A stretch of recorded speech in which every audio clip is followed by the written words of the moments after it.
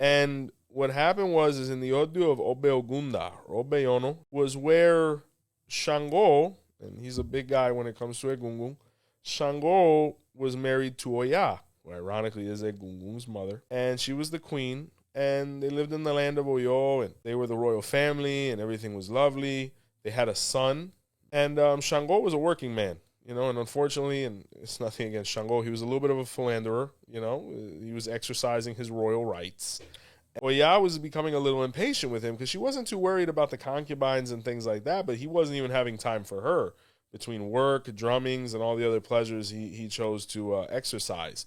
So she decided to have an affair, right? And she was going to have an affair with the most convenient person, who was her male servant or her butler. And, it carried on for some time. No one knew anything.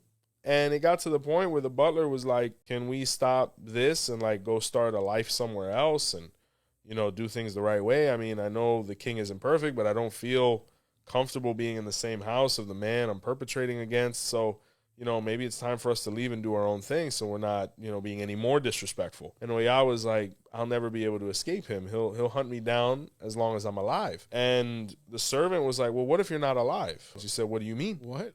He's like, let's fake our deaths. So they came up with this plot because in the Odu of Obeyonu was where originally cadavers were not buried. They were hung on trees and allowed to decompose into trees so that the trees could actually get the nutrients, right? We're talking about antiquity completely. A lot of common thought and things that we hold normal today were completely unheard of then. Burying people was a huge innovation. So what they did is they tied themselves to, they performed, whatever. They killed a couple animals, covered themselves in blood and all these different things, and they hung themselves around the waist or tied themselves around the waist, specifically Oya, not the butler, because that would have made, that would have revealed everything.